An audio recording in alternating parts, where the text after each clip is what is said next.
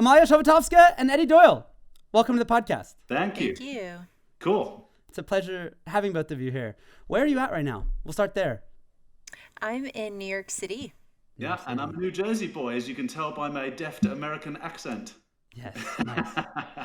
I always say to my guests that it's I've been looking forward to this chat, and I always mean it from the bottom of my heart. I really do. But I will admit that this episode's especially special due to everything that's going on. So we're here today to talk about stress and security and handling stress. So before we jump into that topic, why don't you give us a quick introduction to yourself and all the great work you're doing at the Flourishing Center? I'm ever so happy to, and I did say I'm in New York City, and so fortunately you will get some New York City noises, so I do apologize for that in advance. So yeah, the Flourishing Center is a company I started in 2008, and we specialize in training programs in positive psychology for practitioners and individuals and organizations. And positive psychology is the scientific study of happiness, well-being, resilience, and flourishing. And I'm proud to say that over the past 13 years, we've trained over 1,500 practitioners who are out there using positive psychology as practitioners in over 53 countries, and taking the science of positive psychology, which is really just a bunch of researchers running experiments and studying things and publishing papers, and actually taking that into translatable skills that we can actually put into practice in day-to-day life. Perfect. Glad you tipped me off, Eddie. Thank you. Well, I know you've been on here before, you're a return guest, Eddie, but one more time, who are you? Sure, man. Well, this is why I'm just as excited as you are, Robby, because I often wax on about a subject matter which I'm frankly not qualified to wax on about, which is psychology, because in cybersecurity, it's really just the art of the con through digital means, right? And I'm so happy to have Emiliya, because she's going to correct me. She's going to fact check everything I'm about to say, right? When we're stressed, we have cortisol in our system, which stops us from thinking as freely and logically as we should. And then a threat actor who knows you've got cortisol says, okay, well, I'm going to send a phishing attack out on COVID-19 relief packages. You'll fall for those phishing attacks a lot easier than you would if you weren't as stressed.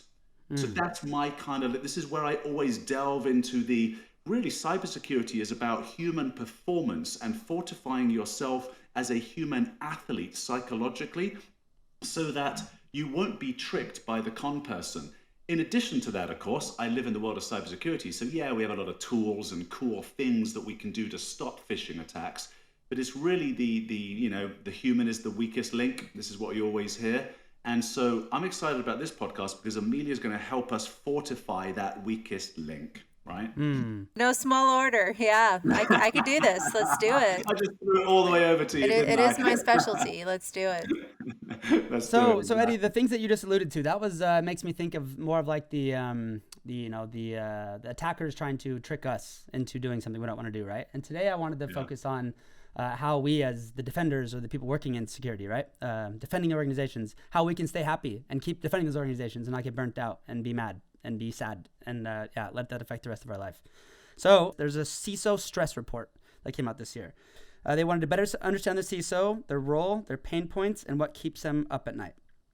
And I won't go too much in detail about the report because that's not the aim of this episode. But just to put things into perspective for the listeners, I have some non-fun facts that I just want to pinpoint here.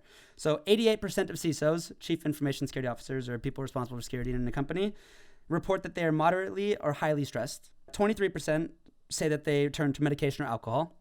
That number may be higher. I'm not sure if you want to tell your employer that, right? Or tell somebody that you do that. 40% report that their job negatively affects their relationship with family.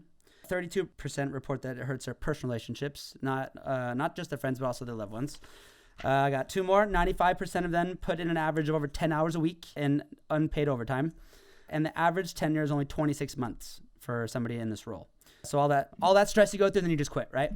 And I could keep going on and on. This report had never-ending list of depressing statistics, but that's the exact opposite of what we want to accomplish today, right? We don't want to be depressing here. And let me frame something for Emiliya to understand the cybersecurity world, which is that threat actors only need to be right once, and there's zero consequence to being wrong. So if a threat actor is attacking, Bank of America, Barclays Bank, whatever it might be, over and over again, there's no penalty for making a mistake because they just don't get in. They keep knocking on the door, right, with their scheme, but they don't get in. A CISO or the cybersecurity department can never afford to be wrong once. They have to be right 100% of the time. If they're wrong once, the threat actors get in. So there's a complete reversal of sort of the responsibility that one carries. I don't know how else to explain that, but this is why I think the security role is a high stress role. That was actually a good, my first question was to you, Eddie. Why do you think that is? Why are people so stressed being a CISO? Like, and you kind of just started with it there. If you have anything else to add on to that. Well, simply also that. So here's another point of reference to understand historically, which is that CISOs are the geeks that grew up through the ranks, and 20 years later, it's like, oh, I'm the oldest guy in the room. I'll be the CISO, I guess, right? Because there wasn't a schooling for CISOs 20 years ago. There is today. You can go to university today, study a cyber security, undergraduate, postgraduate, or even PhD. Those people studying today, 20 years from now, will be the CISOs. Today's CISO, though, is generally a technologist, a geek, who was just the oldest, most experienced person in the room, and she or he just ended up becoming the CISO. So there's a little bit of imposter syndrome, right? Because if you want to be the CEO, you get an MBA, right? You go to business school, you're a CEO. You want to be a CFO, you take an accounting degree, right? You become a CFO. To become a CISO, you couldn't do any of that. So you have imposter syndrome, so that's high stress. You have what I just said, you can't afford to be wrong once. Here's the misalignment. CISOs generally report to CIOs, and a CIO gets their annual bonus by saving the company money. A CISO needs to spend money because they need all the tools, right? And corporations are rewarding people for saving budget. So now the role of the CISO is they're really swimming against the current. So I'll leave it at that. And I have just two things of my own. It's like nothing happens if you get hacked, then people automatically look at the security team, right? You're up in the news, and it's like there's one light shining on the security team. That's their fault. But if nothing happens, you're doing your job. You don't get any credit. There's nobody comes to work and gives you flowers because nothing happened. Right. That's one thing. Another thing is like you alluded to, you asked for all this money, and you always need more, right? And again, the goal is nothing happens. So it's like, and nobody understands how important you are. You can sit there and say, you can scream as loud as you want, but I want to say the salespeople or the management, they'll always have their focus somewhere else, and it's never going to be on security unless nobody thinks about the military in peacetime. Right. So my first question too, Emiliya, is this phenomenon, I know we're not expecting you to be a security expert, but I know that we're not the only stressed people in the organization, right? Do you see any reason why security people would be more stressed than other people in an organization, or what do you see in your dealings with organizations? Well, I just feel so grateful for this education that you both just gave me because, I work with organizations. I do training programs for organizations, and I also run an organization that's a small business that I have been for 13 years. And I'm thinking to myself, yeah, that's such a great point, that I don't give this as much thought either. So thank you so much for giving me such an overview of what people in your field would be going through. And I would say that just having this conversation from my positive psychology vantage point, you're already providing a service to people, because what often happens is when we don't name things, we think that they're unique to us. So for the people listening, I'm sure that already they're feeling quite a bit of comfort to hear you put a label or a name to these experiences that they're having, because in normalizing the experience, people can have some self-compassion for themselves. And we know that self-compassion is actually a leading indicator of well-being more than self-esteem. So I heard Eddie talk about this imposter syndrome and how you have to feel good about yourself. And we live in a culture that put all this emphasis on you should be confident, you should feel good about yourself. And what research shows is that people who actually have a self-compassion practice can be actually more successful and more resilient during these times. And so I really celebrate both of you offering this language. And it's not uncommon to have the types of high stress environments that you are referencing in other roles or in other career paths. And it is the irony of what makes you really good at your work life can also make you really struggle in your professional life. So, for example, we know that pessimistic lawyers are more successful than optimistic lawyers. In every other field that they studied in that particular research study, they found that optimism made you more successful in your work. So optimistic salespeople sell more. Optimistic teachers have students that are better.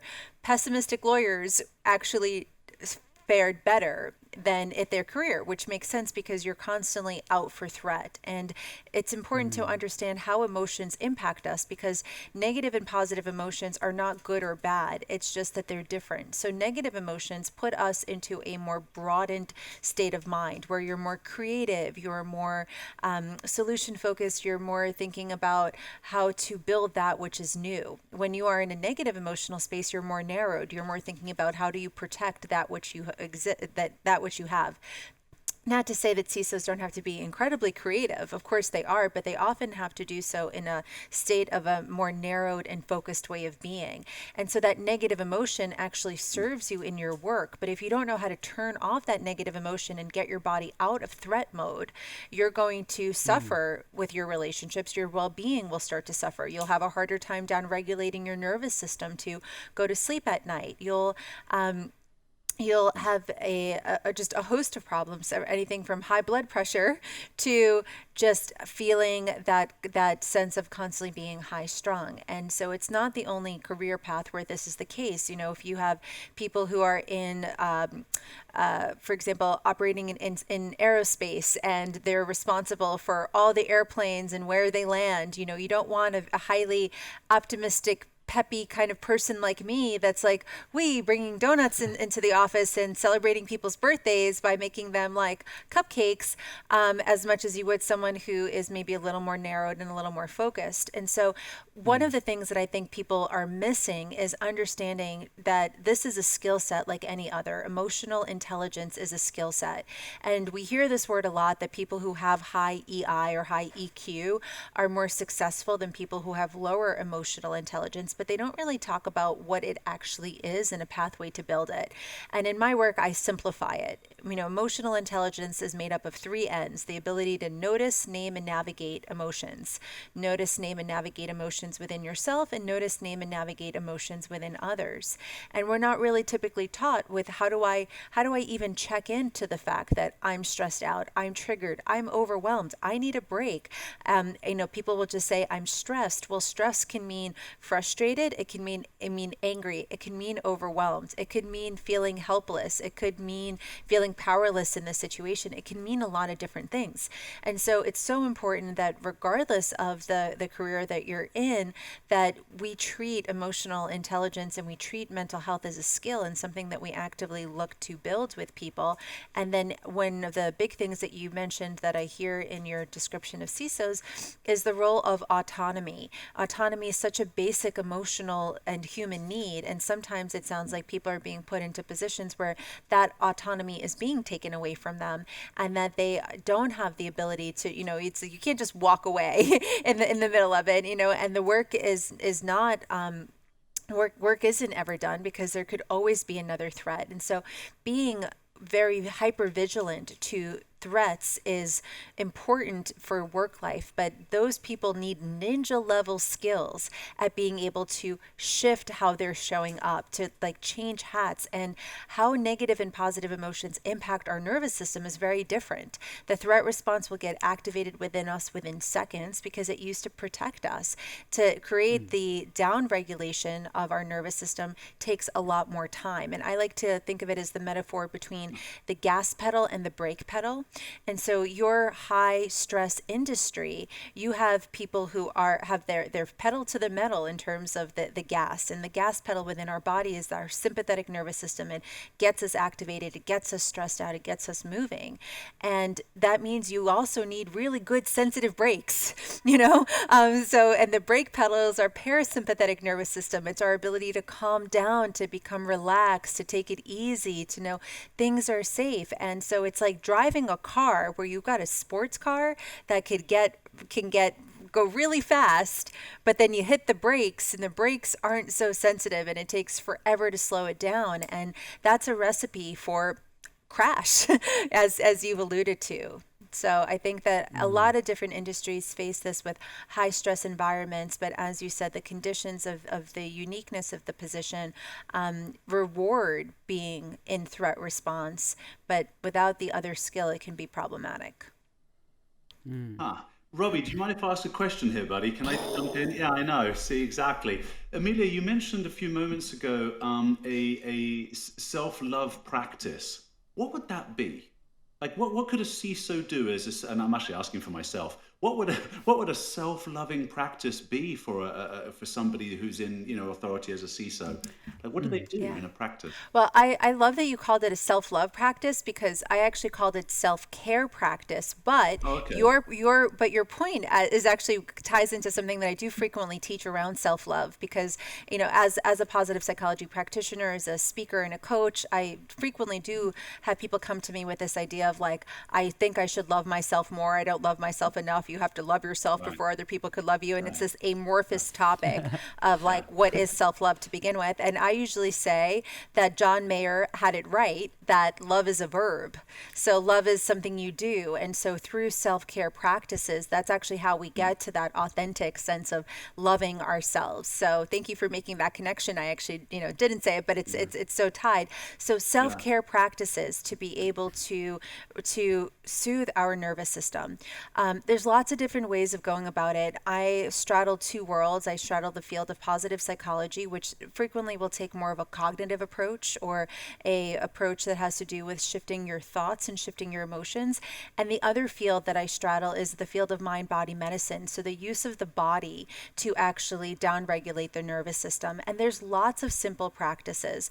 Ideally, people would first turn to their body because that one has the most immediate sense. And so one of the things I hear that would be an issue for CISOs is that if you look at the natural stress cycle for thousands of years, the only time our ancestors were getting as stressed out as we currently are was because there was a threat to our physical bodies. And so you were either trying to run away from something trying to make you food, or you were trying to run after something to have food because you were hungry and you had not eaten in a long time.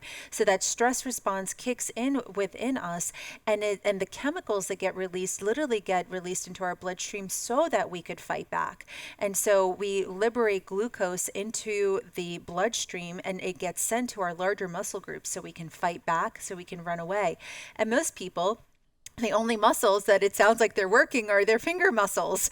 They're not working those big muscle groups or their biceps and triceps and their quads and their glutes. So completing the stress cycle is the simplest practice. And I'm sure that that's not like life-changing to people. We all hear the benefits of exercise, but literally what happens is the cycle should be completed where stress gets perceived. It starts in the brain. Even if it's something we hear or something we smell, it still gets perceived in the brain. So the brain goes stressful experience. It liberates these chemicals in our body, and those chemicals will eventually they have half-lives, so they will circulate through our body and will eventually make their way out of our system, but we can help that system out by just finishing what nature wanted them to do, which is to move our body and getting physical exercise, standing up, walking away, but then also getting some of that vigor in as well, because there's two different types of chemicals that are involved in stress. One is what we call a short-term experience, and the other one is a long-term experience. So in the short term, we all know that adrenaline rush, and I'm sure CISOs get it. You get some sort of momentary hack, or you get a notification that something's happening, and you start running on vapors, right? You're just like on this adrenaline high. That's one hormone that gets released. Noradrenaline is a longer version of adrenaline that also gets released in our body, and it takes about 2 to 3 days to actually work noradrenaline out of our body.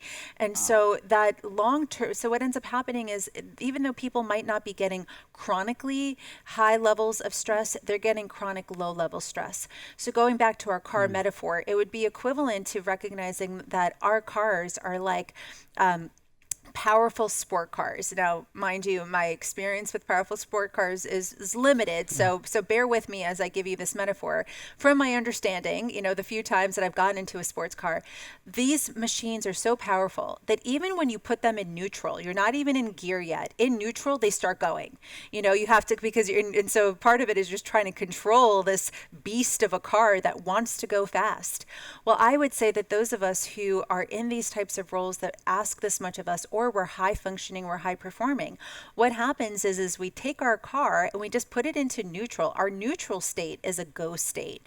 And so we don't even have to hit the gas, we're already going. And that low level chronic stress is part of the issue. So there's two things that need to happen. We have to take our foot off the gas pedal, which is basically saying to our nervous system, hey, listen, I'm not at work anymore. I'm home with my wife. I'm home with my pet. I'm home with my partner.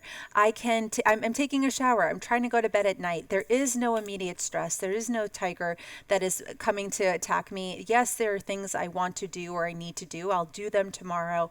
But right here, right now, I'm okay. That's taking the foot off of the gas pedal. But then it's not enough just to take our foot off the gas pedal if your car is still going. We actually need to train ourselves as to how to use our brakes. And we don't live in a culture that really values that quiet, that downtime, that relaxation. And usually our body is a good access point to that. Getting massage, taking a bath, practicing meditation, doing breathing, receiving touch, cuddling with your partner, petting your pets, hugging your children, making love to your partner, enjoying, taking the time to savor and have positive emotions, help refuel and counter that stress response. And so we hear a lot about de-stressing or trying to limit stress, but that's, from my perspective, that's not enough of a solution, because that's saying take your foot off the gas pedal, which sometimes we don't even have our foot on the gas pedal. It's just the world that we live in has us moving at this rapid pace. And so we want to also recognize that we need to learn to use our brakes. We need to get those brake pads replaced so that ideally we would be really physically strong, that when we're like, it's time to relax, I can downregulate my nervous system. I can calm myself down on command. And most people, we can get stressed out on command. If you were to be like, Emiliya, I'll give you $1 million if you can get super stressed out in the next 30 seconds, go. I could actually get there. I can get my heart rate up. If you're like, I'll give you $1 million to just get deeply, deeply, deeply relaxed, that's not going to take me 30 seconds. If you give me about 15, 20 minutes, I can get there, but that's with years of practice. And most people don't even know that they can do that. They don't even know that their nervous system is something that they can control, that they even have an option. Wow. Very Years cool. of advice that I've received in my life, it just made sense to me. Like, my mom's always like, you're in a bad mood, Robby, go run. Or, I don't know, Eddie, I know you have a lot to say, but I have one thing. I remember, to bring this back to security a little bit. I remember when I was just starting in my career, I was at some conference and I was talking to this big shot CISO for a big bank in Norway. And I just went up to him and I was like, hey, what's it like to be a CISO? What's your biggest challenge? And he looked at me, this was after a few drinks, and he said, you know what? My job is to get rid of all of my responsibility and put it onto my bosses. And I was like, what do you mean by that? He was like, I can't do everything. They won't give me all the money I asked for. He said, I'll never get all the money I need to do all the things I need. So I just need to be able to sleep at night. I have to be able to communicate my message as best as I can to the management, the ones that are sitting on the money, the ones that have the responsibility. And after that, I go home. And maybe I go run, maybe I do the other things you just mentioned that are good for you, but get rid of it, because there's, at the end of the day, if the CISO is not responsible, right? He's not the CEO, so yeah. Yeah, that's pretty special if somebody can pull that off. I haven't met one CISO that's actually living that dream. Here's what I'm curious about, though, is that it's like, okay, so basically the reason why your mind just got blown is because Emiliya gave you the why as to the things that your mother was telling you to do, go out for a run, right? So now you understand the psychology and the chemistry behind it. So I'm curious about, when you have an organization of 20,000 employees, how do you then help them, 20,000 people at a time, de-stress, if you can call it that? Actually, Emiliya, a better vocabulary, which is basically those two stresses I think you mentioned. So taking one of them down, so that you have less of a risk of threat actors being successful in your organization.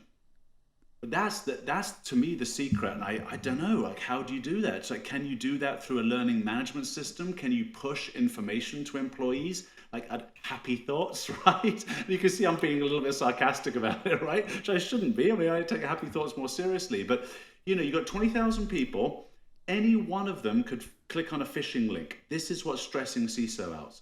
So how do I stop them from clicking on those phishing links? There's technology that can do some of it, but not all of it, right? My question is, how can we help fortify their minds? Because this is a cybersecurity problem and it's a psychology problem. It's not a technology problem, right? We can have some technologies to stop this, but there's nothing stopping you from picking up the phone, is there? Right? So I definitely honor the connection to the psychology strategies that these hackers are using. And so when you ask the question, how do we prevent this? We say that that education and knowledge is power. So aside from really giving people the knowledge that these are strategies that people use, it's really hard to think about it as a black and white sort of level of training. It's because it could be two things. One is that people are in a negative emotional space, and like you said, that the stress that they put them on, they create either time scarcity or they put pressure on them coming from a psychology strategy of somebody who is a higher power, and so they're feeling that pressure, so they're narrowed and they're focused and they're not thinking clearly, and they're just doing that. Or the opposite, if you're looking at the people, so that might be within an organization, such as what happened with Twitter, but you're also asking the question, well, what was on the minds of the people who are like, I don't know, that sounds great, let me do that. We might actually say that they weren't in enough of a threat mode. They didn't have enough negative emotions present to be sort of like, I don't know about that, and if anything, it might be that $1,000, like, that's worth a shot. Yeah, like, that sounds great. I have disposable income. Let me click on that. In that they're actually possibly in too much of an optimistic state, that they're too hopeful, that they're too broadened, and they're like, well, that sounds possible, versus like being in a more narrowed emotional space. So I think we can keep coming back to the importance of understanding the function that emotions play within our body, and then asking the question, how do I regulate my nervous system? But the more we're aware of the names of strategies and trying to find it within reason, if you start rattling off a list of like 25, 30 strategies to people, they're not going to be able to remember them all. But if you educate people on the strategies and you give them fun names and maybe mnemonics as to how to remember them, that will help them just be, I know this. This is familiar to me. I've heard this before. There's something about this is familiar. Part of it, I would say, is that the people that they addressed had never faced anything like this. So you could roll out more cybersecurity training for your everyday person. And, this is just a drill. If you think back to when we were in like high school or elementary school, we did fire drills in school so that when those things happened, that you knew how to act. And I think that there's this fine line between being smart and being in threat mode all the time, because being threat mode all the time is a misuse of energy. It's a misallocation of our caloric energy as human beings. Human beings are wired to be calorically efficient. Calories used to be hard to come by. And in some ways, mind chattering and worrying when there isn't something that you should be worrying about, where you could maybe put that energy towards something that would actually increase your well-being, like playing some music that I see is in Robby's background, or doing something with your time, like maybe going out to be in nature, be with family, more efficient use of your calories. And so we can sort of think about stress or being overwhelmed or these emotional tendencies as us not knowing how to use our energy properly. So teaching people, creating drills, letting them know that these are strategies, so that when that actually happens, they're like, that sounds something like that one strategy that was once used. I get these all the time. There was this one point where there was this campaign going around for life coaches, where they were like, people were sending out emails to life coaches. I'm looking for a life coach for my daughter, but I'm in a different country, and da-da-da. I had I've certified over 300 positive psychology coaches in the past few years. And so they would come to me. They would say, Emiliya, so something in my gut tells me that this is weird, but I kind of feel bad. I don't know. I'd be like, I've seen this one before. Trust me, don't even bother responding. You just let it go, because it's familiar. I've experienced it before. And that other little piece might be, that's a short-term solution. The long-term solution is there's something to be said about teaching people how to tune into their gut and their intuition. And so we know that to match the serial processors that are happening in a computer, you've got serial 1 and serial 2 processors. In our brain, we have the capacity to make quick decisions and long-term decisions. And those quick unconscious decisions are usually present, but we sometimes override them. So the people that didn't give in were probably the ones who are like, something doesn't feel right. I don't rationally know. Rationally, you're speaking to my rational mind and you're hitting all the dots, but something intuitively doesn't feel right for me. The way that we live in a culture that doesn't value down-regulating our nervous system and being peaceful and calm and gentle and ease, we also live in a culture that doesn't really honor that intuitive response as much as it could. Now it's getting more science behind it, that there's actually an unconscious way that our body is processing lots of information, our brain is processing lots of data and just spitting out that gut instinct. But oftentimes when you connect with people who have been hacked, they'll say something like, something didn't feel right about it. It wasn't that something didn't think right. Right. So I think we also long-term strategies teaching people how to actually tune into their gut and not have such a strong threat response that when someone is putting them in that stressful situation that they just react. Right. Very I've got so many questions, but Robby, this is your show, man. Keep going. Yeah, and I could sit here all night long, but I'm just being conscious of your time because it's much more valuable than mine. But I'm sitting here thinking I have a friend. And he was the head of, security. He was the head of security for a couple. Sorry, Robby, let me interrupt. Whenever you say to a psychologist you have a friend, they think they mean you. So just go on with this. I've never been responsible for cybersecurity company, so that's good. Tell us about your asking for a friend. But anyway, it was stressful for him that his boss was stressed, right? And that sort of like them being stressed and just like went over everybody else in the whole team. So you're definitely not going to keep your company more safe if you're super stressed. I think that's fair to assume. If somebody's listening to this and says, "Oh shit, I'm actually really stressed," where do they go for help, or what would you tell them to do if they were to come to you? Yeah, there's so many different roads. It's just a matter of finding the entryway into this process of most of it is, like you said, that good old wisdom of how to take good care of ourselves. That's like the bulk, right? Making sure you eat right, making sure you sleep, making sure you move. That's like on the physical side. But then I would also add to make sure that we're getting touch, that we're getting that down regulating, that relaxation.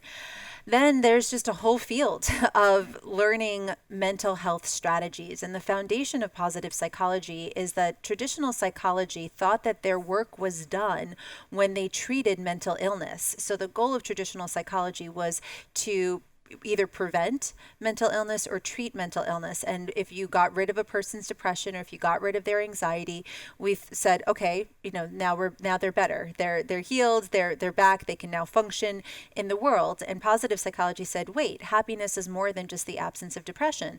Just because you're not anxious doesn't mean that you're calm, which would mean to me, again, just because you've taken off that gas pedal, it doesn't mean that you've hit the brake pedal. And so I would encourage people to treat mental health as something separate than mental illness. Just because you're not suffering with depression or anxiety doesn't mean that you have the skills for being mentally healthy. And so the skills of mental health include being able to work with your thoughts and your mind chatter, to understand that it's not that something happens and you react. It's the reaction you're having, whether it be an emotion or something you're doing, is coming because you're having a cognition or a thought about it. And so if you want to feel differently about the things that you're experiencing, we have to think differently about the things that you're experiencing, and being able to say to ourselves, what's coming up for me? What is the story I'm telling myself about the situation? So learning how to control and work with your mind, learning how to control your mind. Thoughts don't just happen to us. We often just assume that because the voice in our head sounds like our own voice, that it is the voice of truth. But if your voice is saying things like, you're not good enough, you haven't done enough, you should be doing more, this is all your fault, those types of statements, we want to teach you how to redirect your thoughts and actually treat that as its own skill. Learning how to feel how you want to feel. It's not enough just to get rid of negative emotions. We want to up our positive emotions. And there's lots of simple practices. It's practicing gratitude, keeping a gratitude journal, expressing gratitude to the people you care about, practicing acts of kindness, setting goals, working towards those goals, having a spiritual practice or a faith practice, you doing things that create flow experiences. There's so many things that can induce positive emotions. We all as human beings have really strong muscles for negative emotions, and we have weaker muscles for positive emotions. It would be like having really strong hamstrings and really undeveloped quadriceps. And so what happens is we get lower back pain because your back is being pulled down. And so we want to build those emotional muscles and treat it like a skill, like anything else. Like if you were learning a new thing in cybersecurity, or you needed to learn new coding language in order to be able to up your game, mental health should be treated as a skill. Physical health should be treated as a skill, as meaning you can actually get better at it. It's not just having a yoga practice, or it's not just having a habit of doing yoga or going for a run. Like that's a habit. That's something you're just trying to do and get yourself to do frequently. But a practice is something that you're actively going to try to get better at. So catching your thoughts and redirecting them, asking yourself, do I really want to be thinking this? Does this thought help me feel the way I want to feel? And there's lots of resources out there. There's lots of books out there. There's lots of free resources on the Flourishing Center website. I also run a podcast. We have free classes available. With the COVID pandemic, I've been running a program 3 days out of the week that you could attend live and learn these resilience skills. And I think that for most people, just even knowing that they exist, most of us, if we haven't been exposed to either psychology or have only been exposed to traditional psychology, we've just thought of it as either being mentally ill or struggling, and therefore you get support. And I'm saying, well, we don't have to be struggling with something to actually learn how to do these things, how to take care of ourselves and our nervous system. So, Robby, I'd love to take a crack at that question too, if you wouldn't mind. Go for it. Emiliya, do you remember there was a book I think it was in the 1980s it was called Flow Optimal Experience by Mihai. Csikszentmihalyi. Such a difficult name to pronounce. Right. So I heard a TED talk I wish I could remember this lady's, she's a psychologist from Harvard. I wish I could give her credit for it because it was a great TED talk, which essentially took a similar study. So in this book, for the listeners, it's a brilliant book. I read it probably 15, 20 years ago. And what they did is they gave, back in those days, pages to people, a vast variety of people. I'm not doing it justice by giving you this synopsis of it, but vast variety of people. And when they paged them, they asked the people to write down what they were doing at the time that the pager went off and how happy they felt. They gathered all this data from many different countries, millions of different data points to correlate. Well, this psychologist that did this TED talk did something similar to try and sort of crack the question of, what is happiness and how can we engineer happiness? Something like that. A kind of a junk foodie type question, but she was dynamite. And she basically said, our studies showed us through sampling all these different people that if you do these 4 things, you'll be happier and less stressed. So I started implementing them 5 or 6 years ago. And Emiliya mentioned it, gratitude. So running a gratitude journal, a random act of kindness, exercise, and meditation. So what they found is that people that had a regular practice of these 4 disciplines, so again, gratitude journal, and I'll tell you what I do in a minute to satisfy this, a random act of kindness, exercise, and meditation. And I'm telling you, as a keynote speaker, professional keynote speaker, when I get up in front of the big crowds, I'm talking, 5, 6, 7,000 people, when it's all lights and action and all this kind of stuff, there's still a bit of nervousness, right? So I'm in a perpetual state of stress in this kind of work that I do. Since having a regular practice with those disciplines, it's been so much better. And so a gratitude journal, at first, I really didn't know what it was. A gratitude journal for me, this is what I do. I think of something that I'm currently grateful for that was recent in my life, usually the day before, and I journal about it.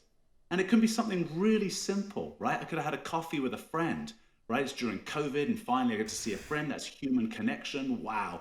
I'm really grateful that I went out for coffee with John the other day, blah, blah, blah. And I write about it, and I've got an Excel sheet that I write this into.